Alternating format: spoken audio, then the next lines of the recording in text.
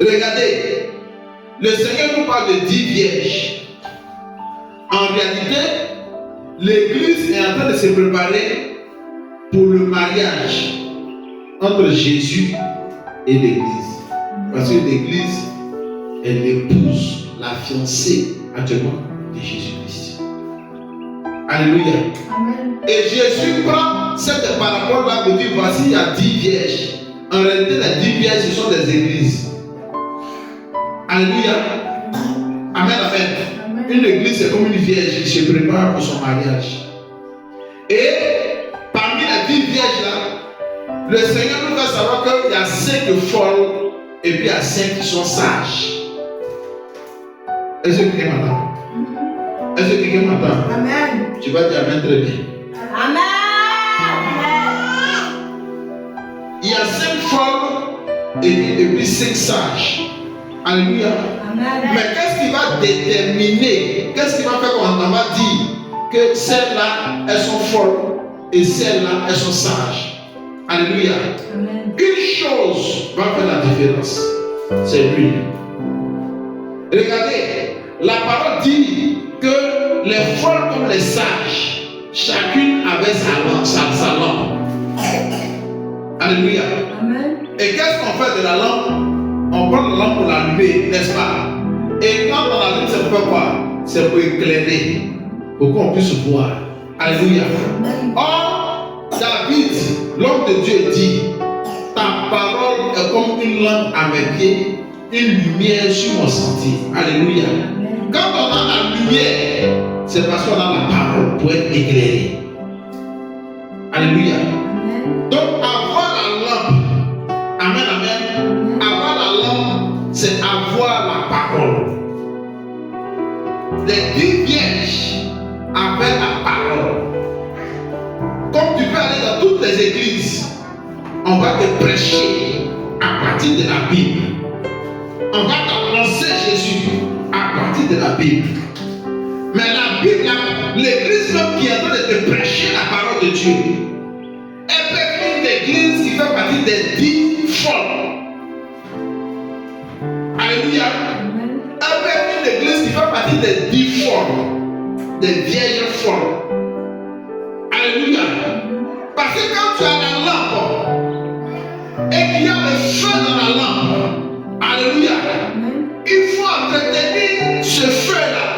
Il faut permettre que ce feu-là puisse toujours éclairer. Alléluia. Alors pour qu'il y ait toujours lumière, pour qu'il y ait toujours feu, il faut de l'huile. Qui va bien dire amen? Amen. Alléluia. Amen. Il faut de l'huile. Alléluia.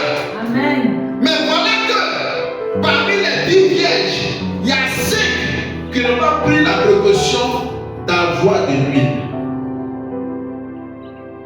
Pendant que les 5 autres ont même réservé de l'huile pour leur lampe, pour que le feu ne s'éteigne pas. Alléluia. Le feu, c'est l'onction. Le feu, c'est la puissance. Alléluia. Le feu, c'est la délivrance. Le feu, c'est la parole. Ah, il prêche bien. Il fait des révélations. Quand il prie sur toi, l'onction te prend. Alléluia. Mais est-ce qu'il a gardé l'huile?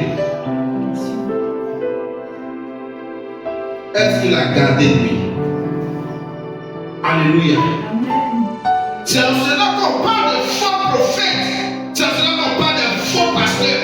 C'est en cela qu'on dit il y a des gens qui diront Jésus, Jésus, mais qui ne rentreront pas dans le royaume. Pourquoi? Parce qu'il manque l'huile. À partir de cette parabole, nous comprenons une chose. Il ne sert seulement à se mettre sur la chair, à faire des délivrances, à prêcher la parole, à passer pour l'homme le plus fort, à passer pour l'homme le plus loin. Si tu n'as pas gardé une intimité avec l'époux,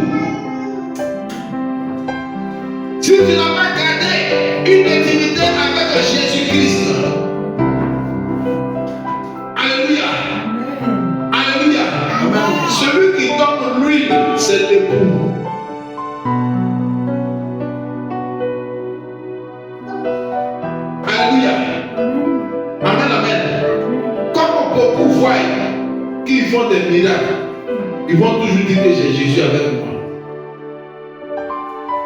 Tu peux l'avoir fini de prêcher et puis ça va dans la maquille. Quand tu vas parler, Jésus est avec moi. Parce qu'effectivement, même dans la maquille, ils sont les prises de les révélations sur les gens, même de Dieu le Papa. L'onction que tu as ne veut pas dire que tu es approuvé par le Seigneur. Le feu que tu as présentement ne veut pas dire que tu es approuvé par l'époux. Alléluia. Et ils ne se sont pas souciés jusqu'à ce qu'une fois disent dans la nuit, réveillez-vous, l'époux arrive. Alléluia. Amen, amen. Amen. Réveillez-vous, l'époux arrive. Allez à sa rencontre. Alléluia. Aujourd'hui, même quand on dit, il faut qu'il y ait un réveil. Alléluia. Il faut que les gens se dépouillent. Il faut que les gens reviennent à ce que Dieu a créé. Abandonnons le mal, abandonnons le péché. Jésus n'aime pas ceci, Jésus n'aime pas cela. Les femmes, dépouillez-vous des artifices, de la sorcellerie, de Jézabel, de la sirène. Qui va t'écouter? Pourtant la voix est en train de dire, l'époux arrive. Jésus dit, je reviens bientôt. Garde ta lampe, garde la lumière. Et comment tu vas la conserver? Si tu n'as pas l'huile, est-ce que cette lumière-là va éclairer toujours? Alléluia. Amen, amen. Amen. Est-ce que quelqu'un m'entend? Amen, amen. Amen. Un temps va arriver où toute l'église sera assoupie. Amen, amen. Mais pour nous, on parle de dépouillement. Des gens vont vouloir en faire entrer le péché là-bas. Alléluia. Des hommes de Dieu qui étaient charismatiques, qui étaient attachés au Seigneur, vont commencer à s'assoupir. Mais ce qui va faire la différence, c'est la vie de prière, d'intimité avec Jésus-Christ. Je ne m'arrête pas seulement au fait que je sois loin, mais je continue d'entretenir une relation intime. Alléluia. Une vie de prière. Je continue d'entretenir le feu qui brûle en moi. Par l'huile que l'Éternel va couler sur ma vie. Alléluia. Amen, amen. Regarde, quand Jésus va venir, il y a 10 vierges. Les 10 vierges, ce sont des églises. Alléluia. Mais parmi les 10 vierges, 5 ne pourront pas entrer. Et 5 vont entrer. C'est pour ça que le Seigneur dit, ce n'est pas tous ceux qui diront Seigneur, Seigneur, qui entreront dans le royaume. Ce n'est pas tous ceux qui vont dire Seigneur, j'ai guéri des malades. Regarde, tous ces 7 femmes vont dire Seigneur, j'ai ressuscité des morts, j'ai guéri des malades. Nous avons fait ceci, nous avons fait cela. Nous sommes arrêtés dans la rue, nous avons prêché ta parole. Les gens écoutaient, des gens se sont repentis, ils ont donné leur vie à Jésus. Alléluia. Mais le Seigneur m'a dit, arrière de moi, je ne vous connais pas. Je ne vous connais pas. Retirez-vous de moi, vous qui commettez l'iniquité. Alléluia. Quand on est chrétien, en ces temps de la fin, il est important de comprendre une chose. Si tu n'as pas gardé la vie d'intimité, si tu n'as pas gardé la vie de prière, bien-aimé de Dieu, avec quoi est-ce que tu vas conserver le feu qui brûle en toi? Tous ceux qui sont tombés dans le péché, demande-leur, ils n'ont plus de vie de prière. Ils n'ont plus d'intimité avec Jésus. Alléluia. Ils n'ont plus d'intimité avec Jésus. Regardez, le Seigneur va sortir comme des millions de personnes d'Égypte par Moïse pour les faire entrer à la terre promise. Mais combien sont rentrés dans la terre promise? De tous ceux qui ont vu les miracles de Jésus, de tous ceux à qui Dieu a parlé, combien sont rentrés en Canaan? 2 personnes, Josué et Caleb. Alléluia. Alléluia. Ce n'est pas tous ceux qui disent Seigneur, Seigneur, qui entreront dans le royaume, mais celui-là seul qui fait la volonté de mon Père. Et la volonté du Père, alléluia, c'est que nous soyons en paix avec tous et que nous vivions la sanctification, sans laquelle il est sera impossible pour nous de voir Dieu.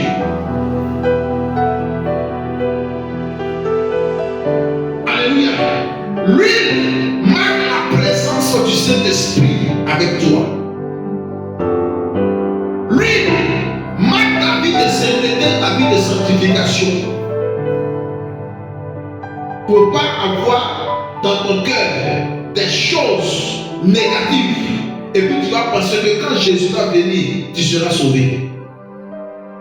Ne vis pas ta vie cachée comme tu le veux et puis penser que quand Jésus va venir, tu seras sauvé. Parce que toi tu attrapes le micro, parce que toi tu es leader, parce que toi tu es diacre, parce que toi tu es ancien. Alléluia. Alléluia. Amen, amen. Il faut prendre 1 Timothée chapitre 6, verset 13 à 14. 1 Timothée chapitre 6, verset 13 à 14. 1 Timothée chapitre 6, verset 13 à 14. Je te recommande. Je te recommande. Devant Dieu qui donne la vie à toutes choses. Devant Dieu qui donne la vie à toutes choses. Devant Jésus-Christ. Et devant Jésus-Christ. Qui fut une belle confession devant Ponce Pilate. De garder le commandement. Et de vivre sans tâche. Sans reproche. Sans reproche. Jusqu'à l'apparition de notre Jusqu'à ce que Jésus revienne. Alléluia. Il faut vivre sans tâche, sans reproche. Est-ce que si on fouille dans ton cœur, est-ce qu'il n'y a pas de tâches là-bas? Est-ce que si on fouille dans ton cœur, est-ce qu'il n'y a pas de tâches? Alléluia. Toi, femme, née femme, avec un organe de femme, tu vas te sentir belle seulement quand tu vas changer de couleur de peau. En utilisant des produits qui vont décaper dans ta peau, qui vont te faire passer de femme noire à femme blanche. Est-ce que tu es sans reproche? En le faisant, où est la gloire de Dieu? Quand des femmes portent des petites jupes, des pantalons, qu'elles changent de couleur, qu'elles ont de maquillage, des fossiles, des cheveux jaunes, et puis l'homme de Dieu dit, ma fille, tu es belle. La gloire de Dieu est sur ta vie. Qu'est-ce que cet aveugle est en train de te faire? Jésus est un Dieu de vérité. Il est le chemin, la vérité et la vie. Ce qui est faux n'entrera pas dans le royaume. Ce qui est faux n'entrera pas dans le royaume. La parole dit de vivre sans reproche, sans tâche, jusqu'à ce que Jésus revienne. Tu vas dire que tu vas adorer Dieu avec des sacrifices de Satan sur ta vie. Femme, être précieuse, mais que Satan a détourné.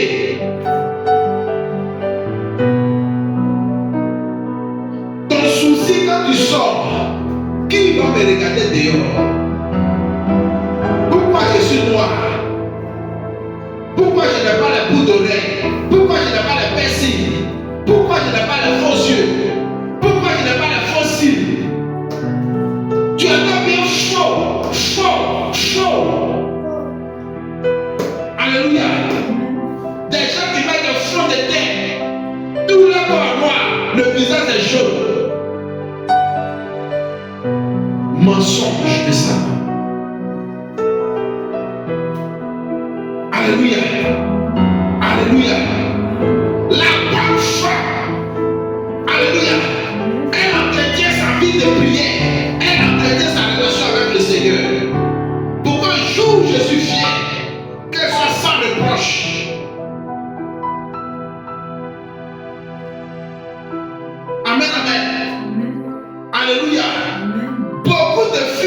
sont des prostituées. Sans avoir même touché avec un homme, elles sont des prostituées à cause de leurs vêtements. Et cette prostitution va jusqu'à dans les églises. Et des hommes de Dieu, des soi-disant hommes de Dieu acceptent cela. Parce qu'ils veulent la prédication de la voie lâche. Mais la voie lâche conduit à l'enfer. La voie serrée étroite, c'est elle qui conduit au ciel. Alléluia. Amen. Jésus revient bientôt. Nous n'avons pas à flatter qui que ce soit. Nous avons à dire la vérité. Amen. Tu peux avoir une grande église. Jésus revient que tu en enfer. À quoi est-ce que ça t'a servi d'avoir une grande église? Alléluia. À quoi est-ce que ça t'a servi d'avoir une grande église? D'être adulé, aimé par les hommes. Cortège, convoi, par-ci par-là, avion, invitation dans le monde entier. Tu meurs, puis tu es en enfer. Prêchons la vérité, disons la vérité. Celui qui accepte, il a accepté. Celui qui n'a pas accepté, il n'a pas accepté. Tu as fait ta part. Demain, on ne dira pas que tu ne l'as pas dit. Alléluia. Alléluia. Amen.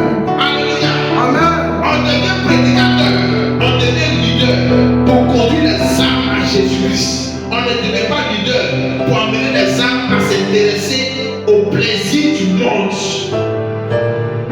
à la découverte des pays. Alléluia. La véritable bénédiction ne se trouve pas dans ça. La bénédiction réelle, c'est d'avoir Christ avec soi. Amen. Alléluia. C'est d'avoir Christ avec soi. C'est ça qui nous bénit. C'est ça qui fera que des sorciers auront peur, des satanistes auront peur. C'est ça qui fera que des gens vont se disposer dans notre faveur. Et c'est ça qui fera que quand Jésus reviendra, nous allons partir avec lui. Et ressaisissons-nous. Alléluia. Amen. Alléluia. Amen. Que nous soyons irréprochables, que nous soyons sans tache, c'est-à-dire que nous abandonnons le péché. Même si je me suis trompé, il faut que je me réponde tout de suite, que je n'attende pas la nuit, mais sur place, que je me réponde, Seigneur, pardonne-moi. Parce que la parole dit, nous ne connaissons soit veillés, alléluia. Il faut lire le dernier passage de verset 13 de Matthieu. Verset 13 de Matthieu, verset 1.